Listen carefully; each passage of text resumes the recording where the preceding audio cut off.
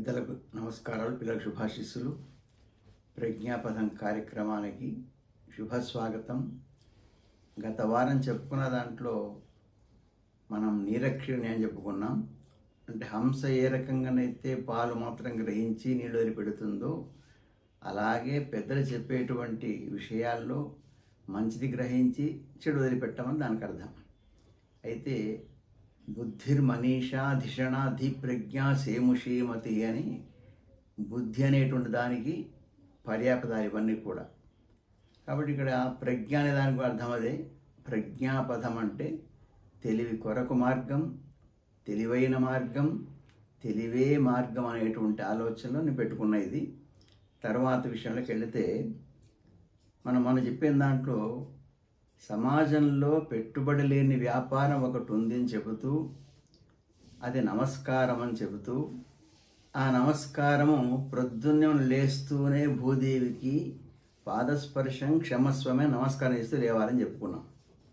అయితే మనం ఏదైనా పని మీద బయటికి వెళుతున్నప్పుడు తల్లికి తండ్రికి పాదాభివందనం చేయాలి, వారి ఆశీస్సులు తీసుకోవాలి.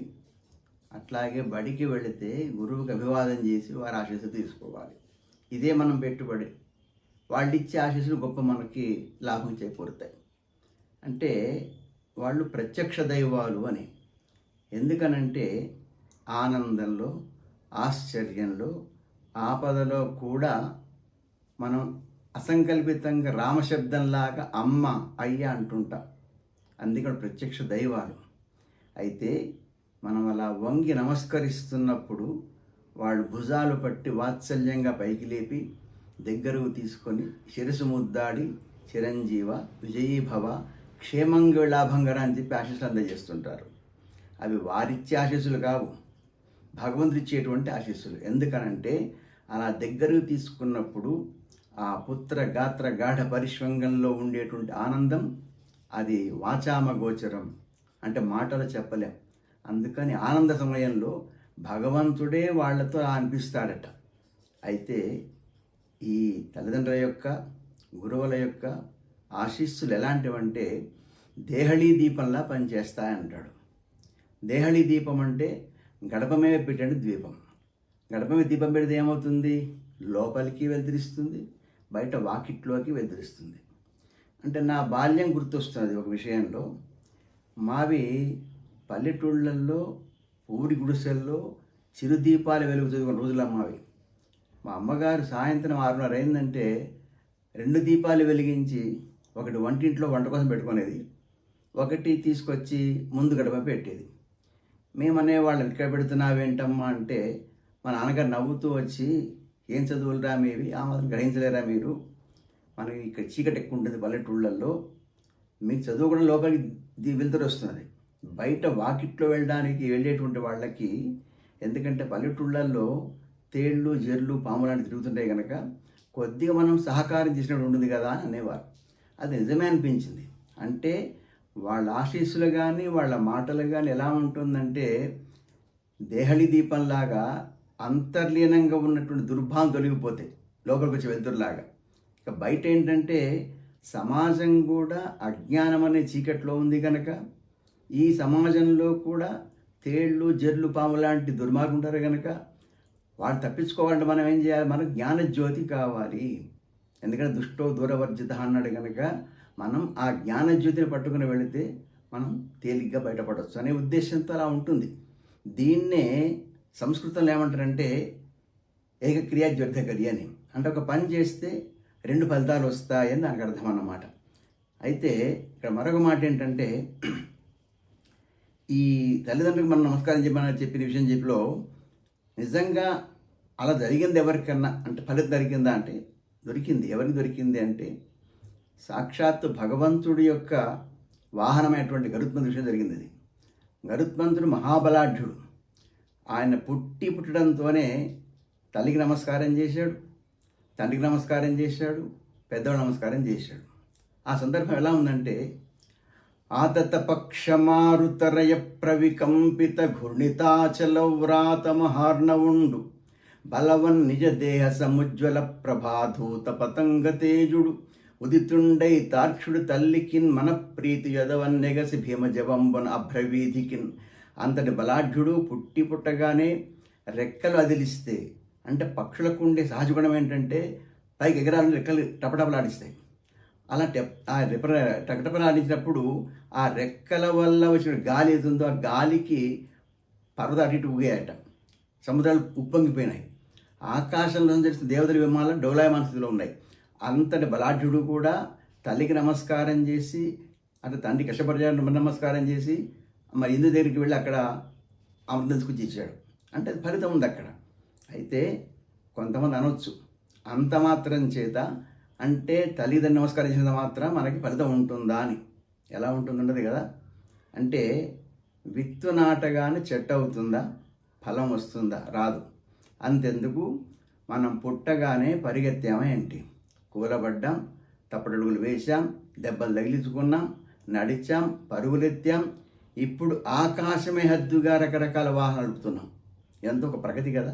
అందుకే ఇక్కడ ఏమంటారంటే ఇహయత్క్రియతే కర్మ తత్పరత్ ఉపభుజ్యతే సిక్త మూలస్య వృక్షస్య ఫలం శాఖాసు దృశ్యతే.